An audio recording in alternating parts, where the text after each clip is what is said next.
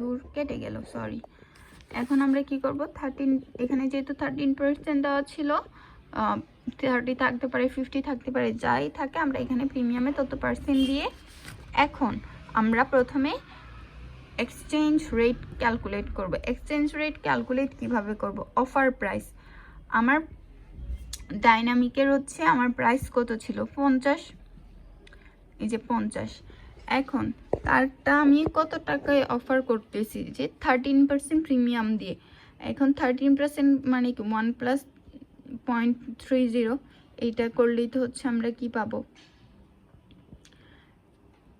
এটার সাথে 150 দিয়ে ভাগ করব, মার্কেট প্রাইস হচ্ছে 150, এটা দিয়ে ভাগ করলেই হচ্ছে আমরা এখানে এত পেয়ে যাব। স্যার ওইটাকে এইভাবে লিখছে, তুমি চাইলে তো এইভাবেও করতে পারো, এই যে সহজ আমরা যেভাবে শিখছি।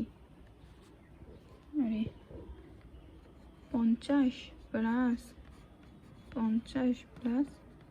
30%, এটা করলেও তোমার সেম জিনিসই আসবে।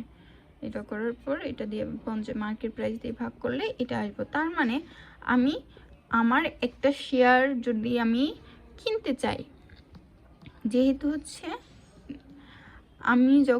আমি আমার একটা শেয়ার দিয়ে আমি কতটুকু ওর থেকে শেয়ার কিনতে পারবো, ওর 4.433। তার মানে আমার একটা শেয়ার দিয়ে আমি, আচ্ছা আর একটু সিম্পলি বলি যে ওর একটা শেয়ারের হচ্ছে 43%। আচ্ছা এটা একটা আসলো। এখন হচ্ছে to buy all the share dynamic the new issued share required number of share outstanding company আর ইয়ার রেশিও, এইটাকে যখন আমি তার টোটাল নাম্বার অফ শেয়ার দিয়ে গুণ করব, তখনই হচ্ছে আমি পেয়ে যাব যে আসলে আমার কতটুকু শেয়ার দিয়ে ওর সবগুলো হচ্ছে শেয়ার আমি কিনতে পারবো। ওর শেয়ার কত ছিল, শেয়ার সংখ্যা ছিল 20 লাখ অথবা 20 কোটি। এটাকে যখন এইটুকু শেয়ার দিচ্ছি, তার মানে আমি আমার 8,66,667.6667 এতগুলো শেয়ার দিয়ে ওর এতগুলো শেয়ার আমি কিনে নিতে পারবো, যেহেতু ওর স্টক প্রাইস থেকে আমার স্টক প্রাইস অনেক বেশি। তারপর ইপিএস কিভাবে ক্যালকুলেট করব, কম্বাইন্ড আর্নিংস। এখানে কম্বাইন্ড আর্নিংস কি দেখো,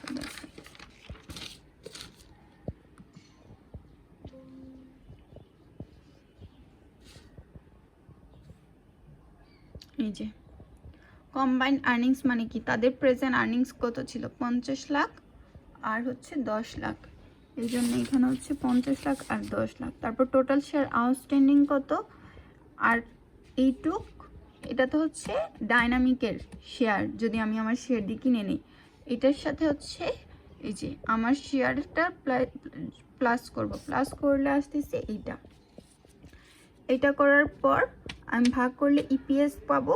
পি রেশিও কিভাবে পাবো, আমার স্টক প্রাইস তো আমি জানি, আর ইপিএস আমার নিউ ইপিএস, এটা করলে হচ্ছে আমার পি রেশিও। এখন আমি যখন ডিসিশন দিব যে আসলে হচ্ছে আমি আমার শেয়ার প্রাইস দিয়ে কি করব, দেখো যদি আমার ইপিএস বাড়ে, তাহলে হচ্ছে আমি ইপিএস বাড়লে ভালো, পি রেশিও কমলে ভালো। যদি ইপিএস এরকম করে দেখি যে আমার শেয়ার এক্সচেঞ্জ করে দেখি যে আমার ইপিএস বাড়তেছে, আমার পি রেশিও কমতেছে, তাহলে আমি হচ্ছে নিব, অ্যাকুইজিশন করব। এখন দেখো পোস্ট মার্জারের ক্ষেত্রে আমার, প্রি মার্জারের ক্ষেত্রে আমার ছিল 10 ইপিএস, পি রেশিও ছিল 15।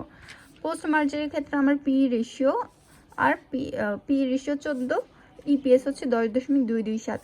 তার মানে কি ইপিএস বাড়তেছে, পি রেশিও কমতেছে, সেটা আমার জন্য ভালো। এই জন্য আমরা বলতেছি since post merger EPS is higher than the pre merger and P ratio is lower than the pre merger, so the acquisition should be made. মানে এখন আমরা অ্যাকুইজিশন করব ওর পোস্ট মার্জার। এখন যদি পোস্ট মার্জার প্রিমিয়াম 50% বলা হয়, তখন আমরা কি করব, তখন আমরা সেম এখানে হচ্ছে এইভাবে বের করব, ইয়ার রেশিওটা বের করব, তারপর হচ্ছে ইপিএস বের করব, আমার আসলে কতটুকু শেয়ার লাগবে, ওরটা অ্যাকুইজিশন করতে, সেইখান থেকে হচ্ছে আমি আমার ইপিএসটাকে ক্যালকুলেট করব, ইপিএস তারপর হচ্ছে পি রেশিওকে ক্যালকুলেট করব।